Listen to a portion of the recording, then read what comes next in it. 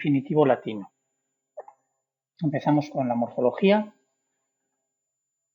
y aquí tenemos los enunciados de los verbos, de la primera, de la segunda, de la tercera y de la cuarta conjugación. Bien, pues para sacar el infinitivo de presente, lo que nos importan son las dos primeras formas, de donde extraemos el tema de presente. El tema de presente de la primera es ama, de la segunda dele, de la tercera en consonante reg y de la cuarta en i audi. A esto, si le sumamos la desinencia RE, tenemos los cuatro infinitivos amare, delere, regere y audire. Vemos que como se trata de un tema en consonante, pues a la tercera hay que añadirle una I, reg, porque si no sería reg, rey, rege. El infinitivo de presente pasivo también se forma a partir del tema de presente, que conocemos por las tres primeras formas del enunciado del verbo.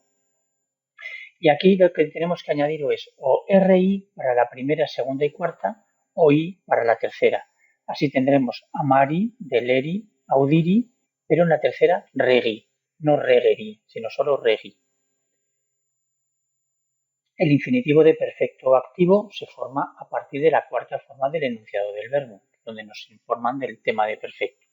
El tema de perfecto es todo menos la I, que es la desinencia de primer singular del pretérito perfecto indicativo. Así es que tenemos amau, deleu, audiu en la cuarta y rex en la tercera, casi siempre en U, primera, segunda y cuarta, y de distintas formaciones en la tercera conjugación. A esto se le añade la desinencia ise y ya tenemos amauise, deleuise, rexise y audiuise. Para el infinitivo de perfecto pasivo, sin embargo, el tema que se toma es el de supino, amatum, deletum, rectum y auditum. Quitamos y nos queda el tema de supino, amat, delet, rect, audit, y aquí le añadimos am, am, más el infinitivo s, amatun, amatan, amatun es el participio de perfecto pasivo, y seguido del infinitivo. Eso nos hace un infinitivo de perfecto pasivo. Y esto va en acusativo porque el sujeto, como veremos, va en acusativo, el sujeto del infinitivo. Y así tenemos amatun, amatan, amatun, s, deletum, deletan, deletum, s, etc. Para el infinitivo de futuro activo tenemos también que tomar el tema de supino y ahora en vez de am, será urum, uram, urum, s. Y así tendremos amaturum, amaturan, amaturum, s, que viene a ser el participio de futuro activo en acusativo seguido del infinitivo s.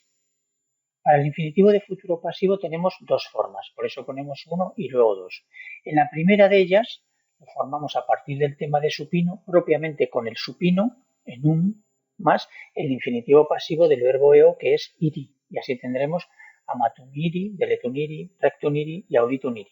Pero hay una segunda forma que es la de a partir del tema de presente se forma el participio de futuro pasivo en acusativo, amandum, amandan, amandum, seguido de s.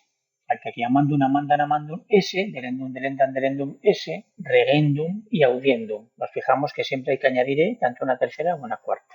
O dicho de otra manera, siempre termina el gerundivo o participio de futuro pasivo en andum, los de la primera, y en endum, los otros tres, las otras tres conjugaciones. Vamos a explicar ahora la sintaxis del infinitivo.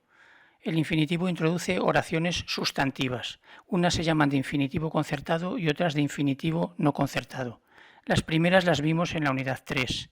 Son las oraciones de infinitivo concertado y se llaman así porque tienen el mismo sujeto que el verbo principal. Las funciones que desempeña un infinitivo que siempre depende de un verbo es o bien sujeto o bien complemento directo. Para que sea complemento directo, obviamente los verbos tienen que ser transitivos.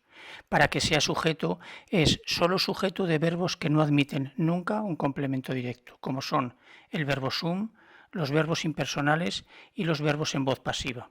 Así, en la primera oración, navigare ardum est, el verbo principal es est y tiene como sujeto navigare, el infinitivo, que como es un sustantivo verbal neutro singular, lleva el atributo en neutro. Como vemos aquí, ardum, y no dice navigare ardus ni ardua est. En la segunda oración tenemos un verbo transitivo, iuvet, ordena, y entonces tiene como sujeto dux, el general y el complemento directo es pugnare. Pugnare como infinitivo tiene que depender necesariamente de juvet y o bien es el sujeto o bien es el complemento directo. Como sujeto ya tenemos que es dux y además el verbo es transitivo, pugnare tiene que ser necesariamente su complemento directo. El general ordena luchar. Pero veamos a continuación las oraciones sustantivas de infinitivo no concertado. Es decir, aquellas oraciones que tienen un sujeto diferente del verbo principal, que tiene que aparecer necesariamente en la oración y que va en acusativo porque originariamente era el complemento directo de persona de ese verbo. Las oraciones de infinitivo introducen oraciones sustantivas, como hemos dicho antes, dependen siempre del verbo principal y como ahora tienen su sujeto propio, ya no es el general ordena salir, sino el general ordena que alguien salga. Y ese que lo tenemos que introducir siempre para introducir las oraciones sustantivas de infinitivo. Unas veces será que y otras veces será de que. Luego veremos cuándo es un caso y el otro. Las funciones sintácticas son las mismas, o bien es el sujeto del verbo sum, verbos impersonales o verbos en voz pasiva, como es el caso de la oración que tenemos de aquí. El verbo es dicitur, se dice, e introduce una oración de infinitivo Romulum condidisse Roman. La oración de infinitivo desempeña toda ella la función de sujeto de dicitur y dentro de ella tenemos un sujeto Romulum en acusativo, como hemos dicho, y un complemento directo Roman, complemento directo de condidisse. Se dice que Rómulo fundó Roma. En la segunda oración tenemos como la función de complemento directo de verbos transitivos. Normalmente no todos los verbos introducen oraciones de infinitivo. Los verbos que introducen oraciones sustantivas de infinitivo son los verbos de lengua, como hablar, decir, de pensamiento, como pensar, suponer, sospechar, creer, considerar, juzgar. Los verbos de afecto, alegrarse, entristecerse. Estos son esos verbos que digo que van introducidos por de que, porque uno se alegra de que ocurra algo, no se alegra que ocurra algo. Y los verbos de voluntad, que son los verbos de mandato, los verbos de ordenar y cosas del estilo. En este caso tenemos en la oración un verbo una oración principal introducida por un verbo de lengua, dice. Y el sujeto es dux, que está el nominativo, el general dice. El general dice que ocurre algo, y lo que ocurre es la oración de infinitivo, milites pugnare.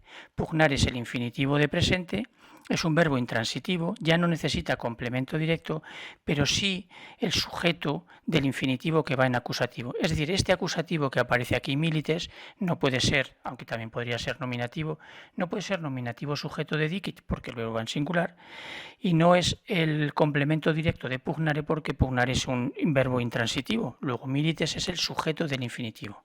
Y en la traducción tenemos que decir, el general dice, y ahora es cuando introducimos ese que no está en la oración, los soldados luchan.